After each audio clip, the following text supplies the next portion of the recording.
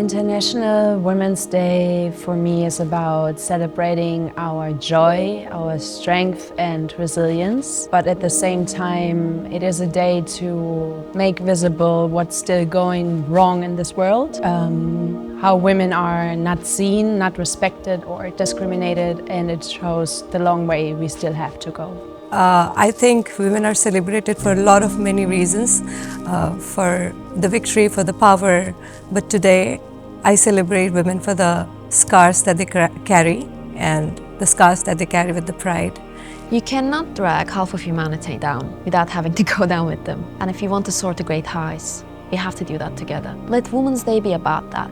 About unity, about meeting in the middle, about understanding each other and understanding that if you take 50% of us, don't give us a voice, give us a whole new world, there will be half of the world that you simply do not understand. In that case, none of us wins. Let today be for us, all of us, true women for the world.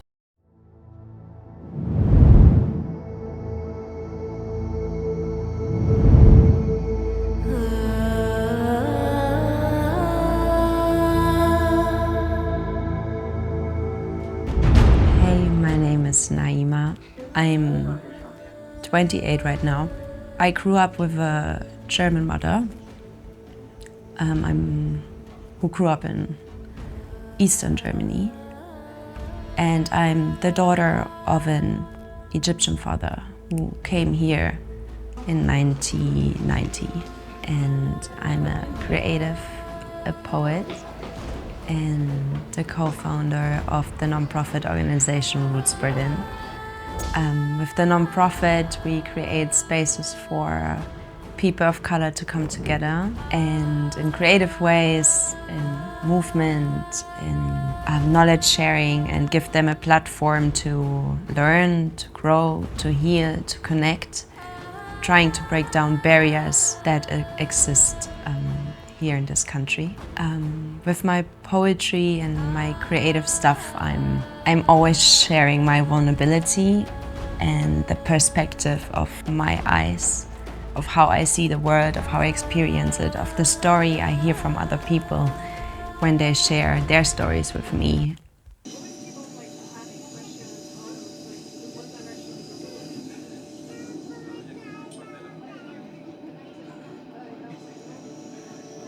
I'm Karya. As of right now, I'm 25. I would consider myself a classical oil painter, but I'm more of a copyist.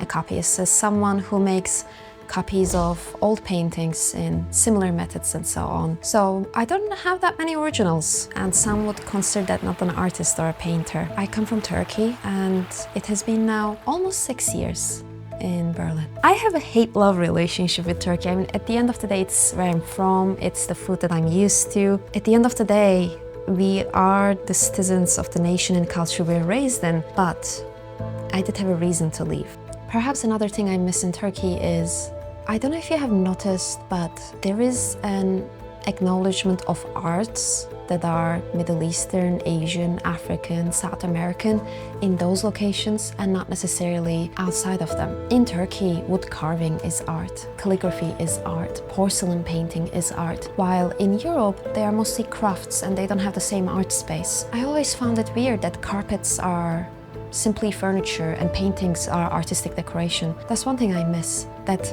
artistic appreciation for crafts. I wanted to be an archaeologist and a biologist, and I wanted to write poetry, and I wanted to paint, and I thought I could dance. You know, I had an excitement for everything. It was more of a process of elimination that these things fell out one by one, and eventually art was what was left and what I settled on. On my shelves actually is the little gifts my father has given me over the time. There is the engravings of Achilles' funeral. There is the fossils my father brought me, thinking that one day I might just be an archaeologist of either biology kind or history kind. So I would say that I am lying closer to craft because I don't really have original works, which is where design and concept comes in. And I hope to get to a point where I can create that too.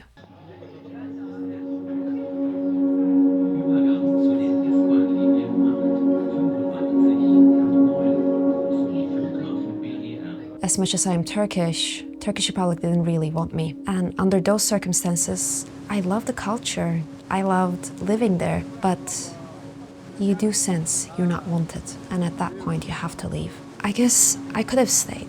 A lot of my friends had to stay. But then we live in opposition to ourselves. We live by cutting corners, trying to be invisible. And it is a life, but it's not the life that I found worth living for the sake of staying. There's a bit of survivor's guilt that comes with that. I quite often think back to my friends and wonder if they are going to be okay, if they are going to be finding solutions, making change, or if they're going to cut corners to the point that they're not themselves anymore. But you can't really get them out either. So Turkish Republic in the same time is home, bit of a graveyard, worry for my friends, love for my family, a desire to go back, and uncertainty if it wants me back. What do I really love about Turkey and growing up there? Oh boy.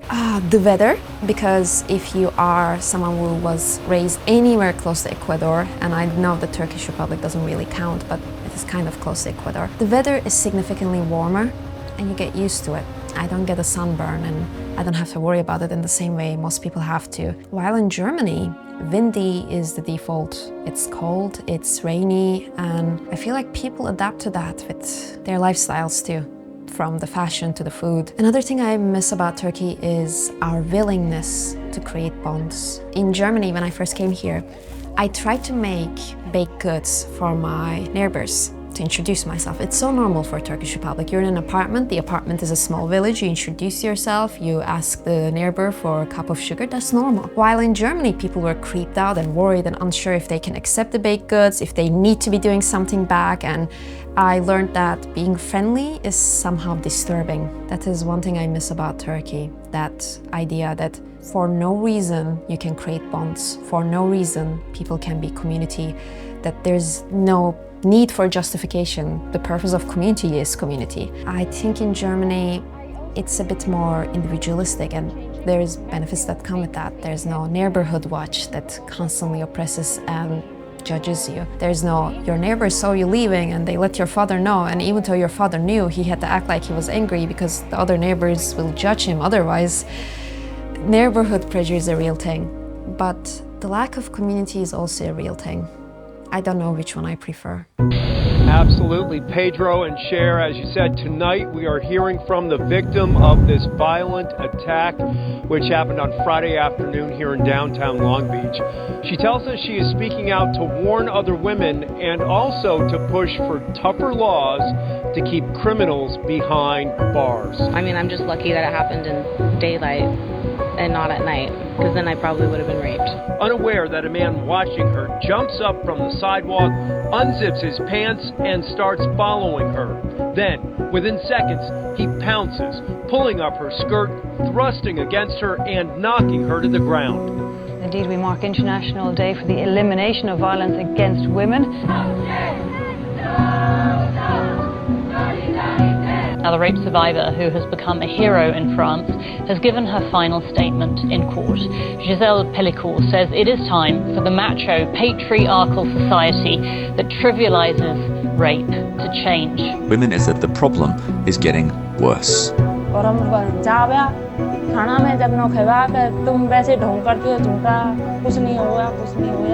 India is the most dangerous place in the world to be a woman, according to a report from the Thomson Reuters Foundation. Isa, perdóname que te interrumpa. Perdóname, es que el sonido es malo, pero ¿te acaba de tocar el culo? Sí. I experienced sexual harassment and abuse a couple of times. Abuse becomes internalized with relationship, normalized. And if you're not getting much love and attention, you're willing to get it from anywhere. So, someone older noticed that and used that. He treated me very poorly and he took a lot from me and he called it love.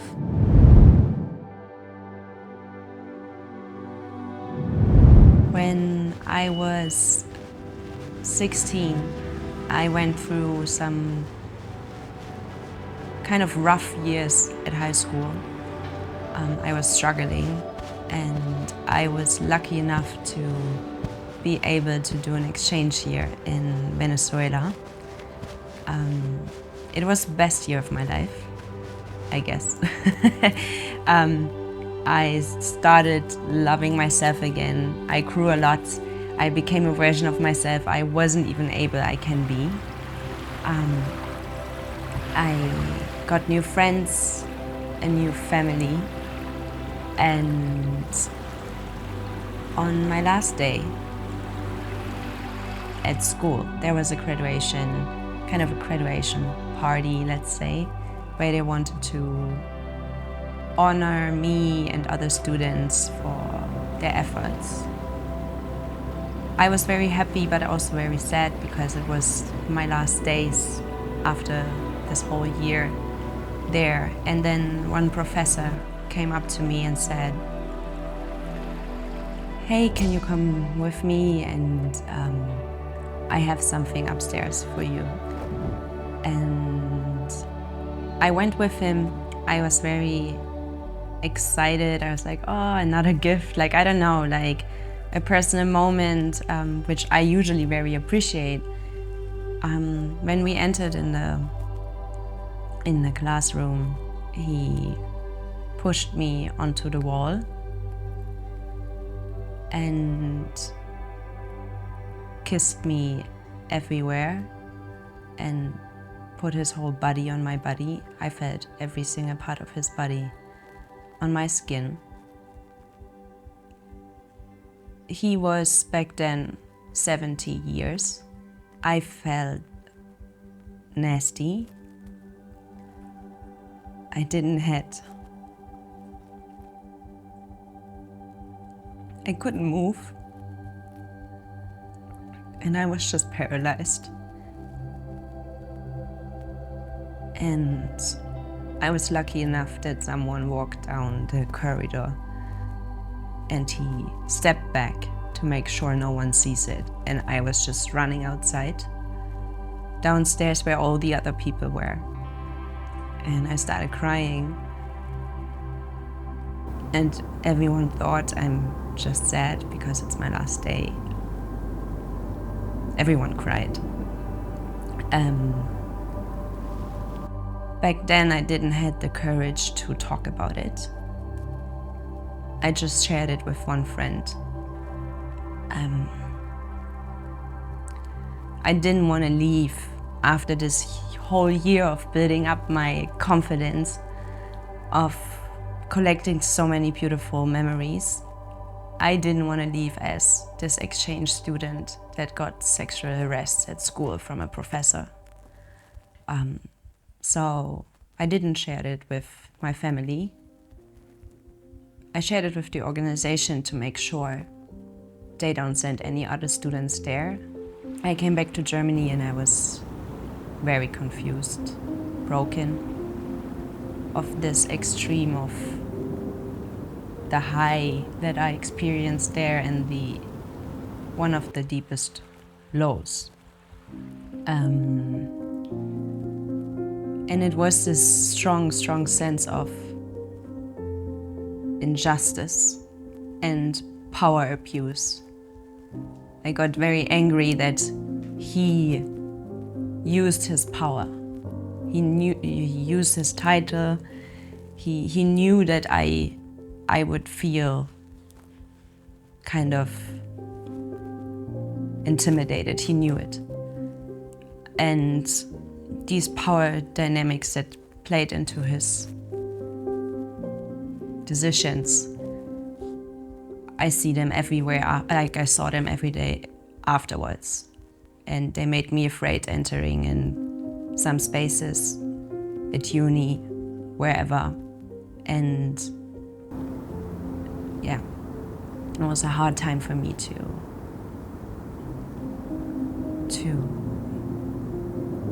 open up to other friends in Germany and talk about it.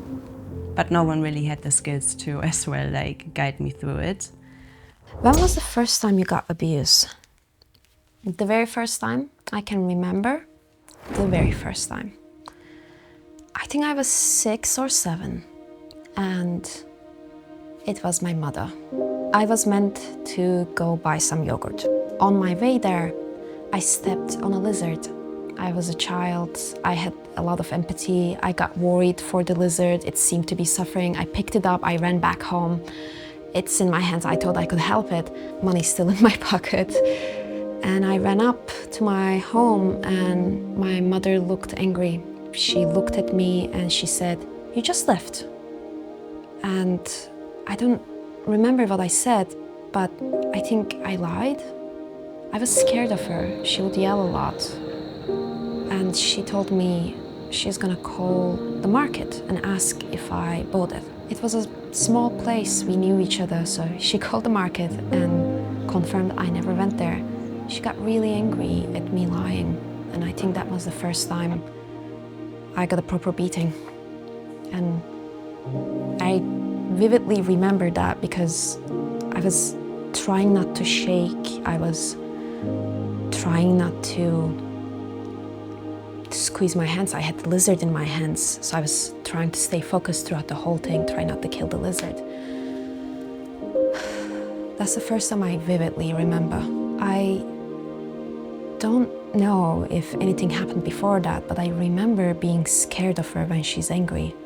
So I think something happened before that, but I don't have much memory of it. It kind of kept going here and there across the years. It got worse, it got better. But I think fear turns someone into a liar, a soldier, turns you into stone, teaches you how to turn the emotions off, be cruel sometimes. So as it kept going, even if it got worse, I felt like I was less and less affected over the time. At some point I forgot how to cry. I remember being in middle school and thinking crying was a sign of weakness because I didn't cry, no matter what happened. But I guess it was just a part of disassociation, that ability to turn your feelings off further and further and further, because what kind of stress a child is supposed to handle, not that kind. It took me a long while to get that back, to let myself cry, to let myself be afraid, to let myself be angry. I'm better now. If it's any consolence, I'm not afraid anymore. I'm not hurting anymore. When I talk about these things, the thing that hurts me is imagining that child. It doesn't feel like it happened to me, but imagining a little child going through that, and there's that strong desire to just go back and hug myself, tell her it's gonna pass, it's gonna be all okay. It's not indefinite and there's a way out. My name is Salmi Ahsan and I come from India. India recently celebrated 76th Independence Day. I just wonder when the women of India are going to celebrate their independence. What I personally realized that it is all about the mindset of the people living there and the education. Why this education, sex education, is the taboo still? Why we are not talking about it? Why there is no formal process to educate men and women? In between love bombing, sexual abuse, but it meant that I get to stay away from home. And at the end of the day, that's how I learned love. I didn't question it. I didn't doubt it. I didn't even think that it was abuse because I was told it was love by my mother. It kept going for multiple years. I tried to leave. I got threatened, tried to talk to my mom. She denied it, rejected it, told me to not talk about it, that people would blame me. And it stretched on. Eventually word got out. It wasn't that big of a place. People gossiped, they knew, and I got blamed. For me, it was hard to accept because a lot of people I talked to, they were like, but did you really say it like that way? Were you clear and you said no? Like, they made me doubt myself, but you know. And I started talking more about it because I felt like a lot of my friends told me similar stories, and it made me so upset that our no's are not accepted or taken serious, and that the outcome also is often belittled.